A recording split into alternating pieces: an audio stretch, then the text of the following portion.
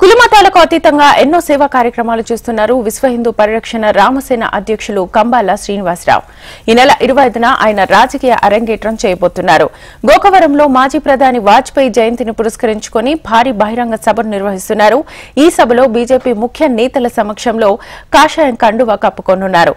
ఇదే అంశంపై కంబాల శ్రీనివాసరావుతో మా ప్రతినిధి చిరంజీవి ఫేస్ టు ఫేస్. ప్రముఖ ఆధ్యాత్మికవేత్త సేవామూర్తి విశ్వ హిందూ ధర్మ పరిరక్షణ రామసేన అధ్యక్షులు కంబాల శ్రీనివాస్ గారు. ఆయన పేరు చెబితే తెలియని వ్యక్తి అంటూ ఎవరు ఉండరు.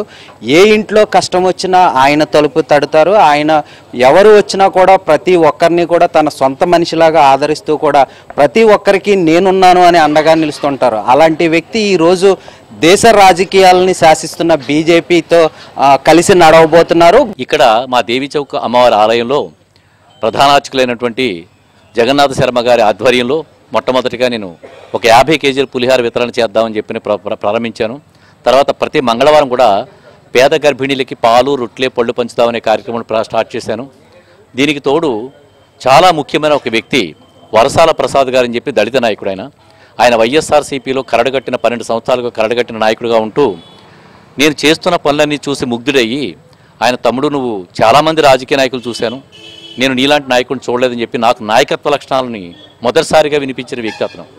ఆయన ఈ మధ్య కాలంలోనే ఆయన చేస్తున్న అత్యున్నతమైన పదవి వైఎస్ఆర్సీపీకి ఎస్సీ ఎస్టీ సెల్కి సంబంధించిన సెక్రటరీ అయి ఉండి కూడా దానికి రాజీనామా 100 మందితో చేస్తే ఆ 100 మంది రిజైన్ చేయడం చూసిన ఇప్పుడు 1000 మంది దళితులు వాళ్ళు కూడా రిజైన్ చేసి మేమందరం కూడా మీతో నడుస్తామండి, భారతీయ జనతా పార్టీకి వస్తామన్నది భారతీయ జనతా పార్టీకి భారతదేశంలో ఒక చరిత్ర. ఎవరైతే భర్త చనిపోయి పేద మహిళ పిల్లలతో బాధపడుతుందో వాళ్ళకి, అలాగే భర్త అనారోగ్యంతో మంచం మీద పడి పేద మహిళ బాధపడుతుందో అటువంటి వాళ్ళకి వాళ్ళ కుటుంబ సంఖ్యను బట్టి 10 కేజీల నుంచి 25 కేజీల బియ్యం మేము ఉచితంగా పంపిణీ చేస్తున్నాం. ఇంకా మేము 18 రకాల విశిష్టమైన కార్యక్రమాలు చేస్తున్న తరుణంలో మా కాకినాడ జిల్లా ప్రెసిడెంట్ సంబంధించి చిలుకూరు రామ్కుమార్ గారు మొట్టమొదట ఆయన గుర్తించారు.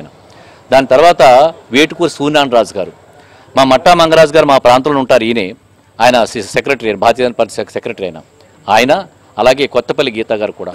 వారు నాకు ఏమని చెప్పారంటే మీరు చేస్తున్న ఈ విశిష్టమైన కార్యక్రమాలు చాలా భారతీయ జనతా పార్టీకి సమీపంగా ఉన్నాయండి, మీరు మా పార్టీలోకి వస్తే బలోపేతం అని చెప్పి వాళ్ళు నన్ను ఆహ్వానించడం.